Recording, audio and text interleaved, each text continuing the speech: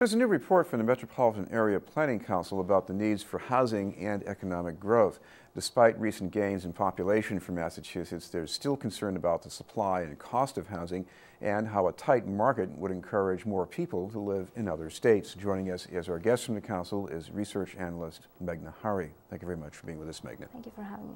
First of all, we've heard about this population growth, certainly in the city of Boston after these years of decline, and when you look at things regionally, you see that there is still this exodus of, I guess, young working people from the state. Yes, the inner urban communities have been able, over the last 10 years, to increase their population.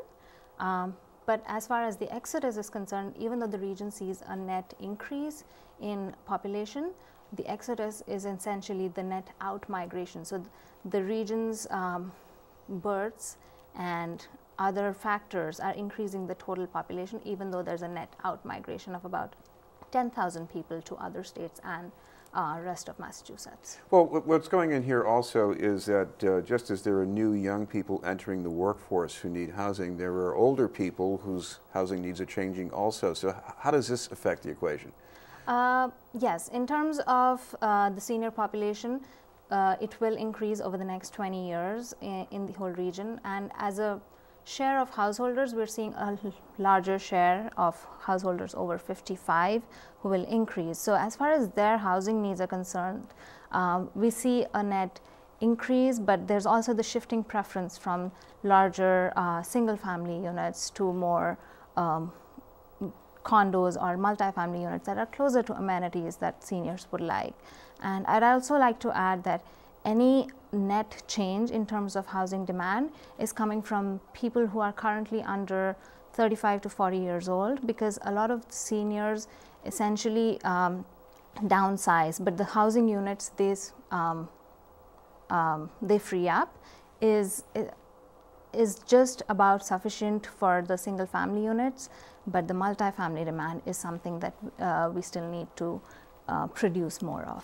And I guess what I'm reading between the lines there is that I guess maybe the more pressing need, because it's so short term, is for these unmarried households that don't have children, at least not yet, as opposed to the families that do have children need the multiple bedrooms. Yes, I mean, in terms of the whole region, we attract people who are just going into college and going to graduate school, and beyond that, after the age of 35, we see a net out migration. So in terms of the region to grow and prosper economically, we need to build the labor force. So we need the people who are coming in to actually stay longer and not move out of the region and be priced out, essentially. So we need housing units that are more suited in locations that are in town centers or in urban areas, because there's a growing preference for those, as well as the kind of housing that is affordable and also to their in locations that they would want to be. It sounds to me as if the best odds of accomplishing that in Boston would be something like the transit-oriented housing. It's fairly dense, but not much use of cars by the people who live in those units. Yes, exactly, and we have seen examples of that as well. Recent redevelopment projects in Dudley Square and Jackson Square, as well as analysis that was recently done in Sullivan or with the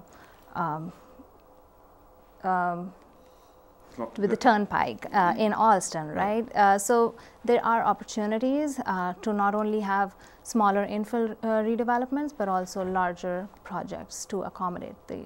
Well, even here in the city, which is more receptive to new housing, you still have concerns. Some people, I think even around Dudley Square, there are some people saying, we want more home ownership, we don't just want apartments, and some other people might be saying that, well, even still, with transit-oriented, you're still going to have more cars somewhere. So, I mean, there's still some resistance out there. Yes, and this is a way to actually achieve what we are calling the stronger region scenario, because the city and planning officials need to work with neighborhoods to address their concerns about parking or neighborhood characters, because what's going to happen in the alternative is there will be the resistance, and in that case what we'll see is the status quo scenario, in which we are projecting higher home prices as well as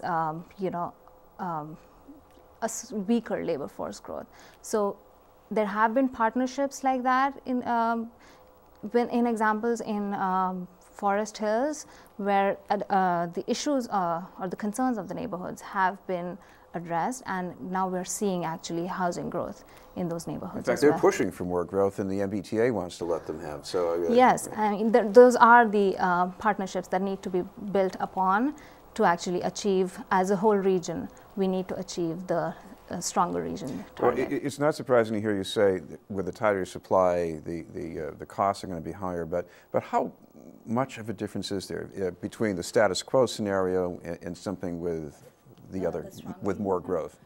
In terms of housing unit demand, by 2040 we're assuming the status quo scenario projects a demand of 300,000 units for the whole region, whereas the stronger region scenario gives 435,000 units. But where the change or the difference is actually magnified is the labor force, because in the status quo scenario the region's labor force grows only by 10,000 or 11,000 people over the next 30 years, which is anemic by any standards. And in order to not only fill in the jobs that are being that the baby boomers will retire out of, but also to keep employers in the region and keep coming to the region, we need a more robust labor force growth. And the stronger region scenario actually projects 7% increase compared to the 0.4% in the status quo. Of course, you're probably aware there's been this long debate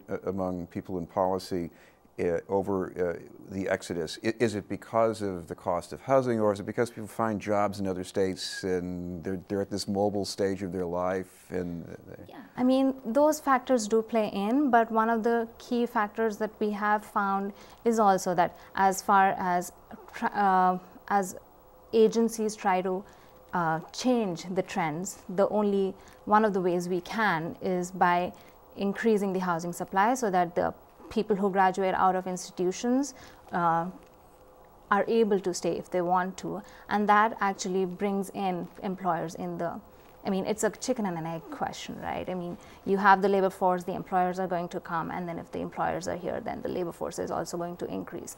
As a policy, we need to have more affordable housing, because right now what we're finding is that even the people who would want to live and work over here are not able to, and tend to move out. Thank you very much for being with us.